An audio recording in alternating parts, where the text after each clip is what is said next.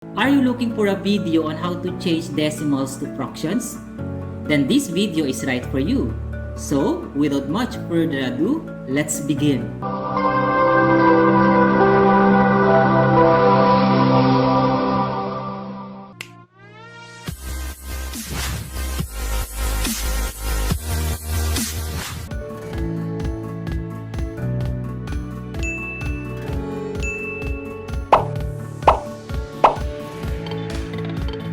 Hi, my name is Rowel Carpio, a math teacher and a coach, and I do math tutorial in my YouTube channel. In this video, I'm going to present to you how to change decimals to fractions. So how do we change or rename decimals into fractions? In changing or renaming decimals into fractions, we can follow the given steps. First, write all decimal digits or the digits after the decimal point of the given decimal number as the numerator. Second, use 1 as the denominator. Third, attach as many zeros to the denominator as there are decimal places in the given decimal number. 4, reduce the fraction when possible. So let us have examples. We have here sample number 1. What is the equivalent fraction in lowest term of 0.8 or 8 tenths? So first step is for us to write the decimal digit as our numerator. Since we have only one decimal digit and that digit is 8, so we will just write it 8 and write 1 as our denominator. So over 1. And then we are going to count how many decimal places we have in our given decimal number. So since we have only one decimal digit, so meaning to say we have to attach also 1 0 to 1 to make it 10. So in other words, 0.8 is equivalent to 8 over 10. And to get the lowest term of 8 over 10, we have to divide the numerator and the denominator by 2, since 2 is the GCF or greatest common factor of 8 and 10. So 8 divided by 2 is 4 and 10 divided by 2 is 5. So in other words, 0.8 is equivalent to 8 tenths, or in lowest term that is equivalent to 4 fifths. Now let's have sample problem number 2. We have here, what is the equivalent fraction in lowest term of 0.25? So first is for us to write the decimal digits or the digits after the decimal point as our numerator. So our numerator is 25. And then for our denominator, we have to use 1. After that, we have to count how many decimal digits do we have.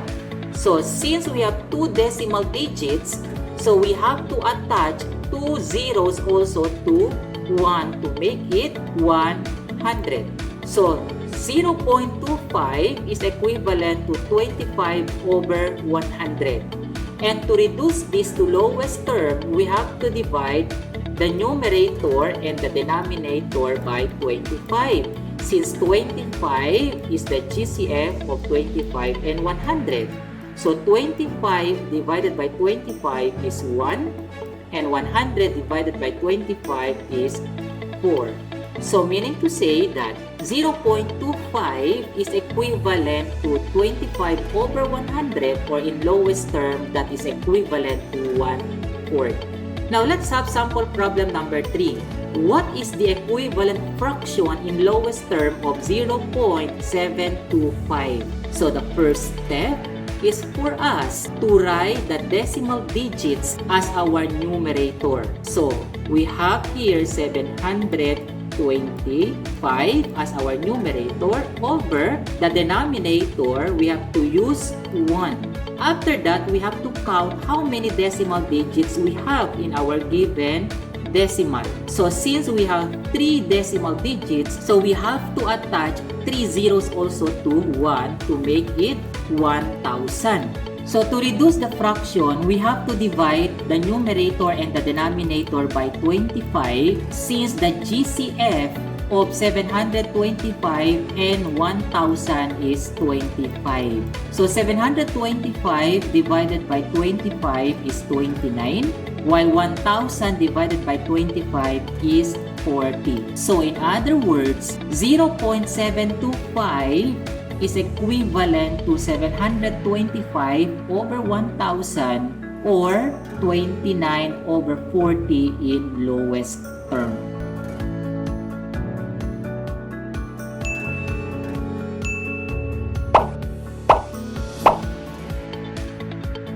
How do we change or rename mixed decimals into mixed numbers? In changing or renaming mixed decimals into mixed fractions or mixed numbers, we can follow the given steps. First, write the whole number part of the given mixed decimal as the whole number part of the mixed number. Second, write all decimal digits after the decimal point of the given mixed decimal as the numerator of the fractional part of the mixed number.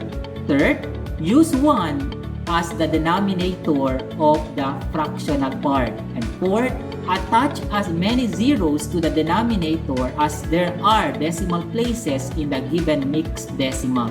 And finally, we have to reduce the fractional part of the mixed number when possible. So let us have examples. We have here sample number 1. What is the equivalent mixed number with the fractional part in lowest term of 9.18? So first is for us to write the whole number of the mixed number by using the whole number of the given mixed decimal. So since 9 is the whole number, so the whole number in our mixed number is 9. After that, we are going to write the decimal digits or the digits after the decimal point as our numerator. So our numerator is 18 and our denominator we will use 1. After that, we are going to count how many decimal digits we have in our mixed decimal. So since there are 2 decimal places, we are going also to attach 2 zeros to 1 to make it 100. So 9.18 is equivalent to 9 and 18 over 100. And then finally, we are going to reduce 18 over 100 by dividing 18 and 100 by 2, since the GCF of 18 and 100 is 2. So 18 divided by 2 is 9. 100 divided by 2 is 50. So in other words, 9.18 is equivalent to 9 and 18 over 100, or in lowest term, that is equivalent to 9 and 9 over 50. So let's have sample problem number 2. We have here, what is the equivalent mixed number with the fractional part in lowest term of 12.635? So first step is for us to write the whole number of the equivalent mixed number by using the whole number of the given decimal number. Since 12 is the whole number in the given mixed decimal, so therefore our whole number also in the mixed number is 12. After that, we are going to write the decimal digits as our numerator. So our numerator is 635 and our denominator will be 1. After that, we are going to count how many decimal places we have in our mixed decimal. So since there are 3 decimal places, so we are going to attach also 3 zeros in our denominator to make it 1,000. So the equivalent fraction of 12.635 is 12 and 635 over 1,000. And to reduce the fractional part of our mixed number, we have to divide our numerator and our denominator by 5. So 635 divided by 5 is 127, while 1,000 divided by 5 is 200. So in other words, the equivalent mixed number of 12.635 is 12 and 635 over 1,000, or in lowest term, that is equivalent to 12 and 127 over 200. So there you have it, how to change decimals into fractions. So I hope that you have learned and enjoyed watching this video. See you again in my next video. Thank you.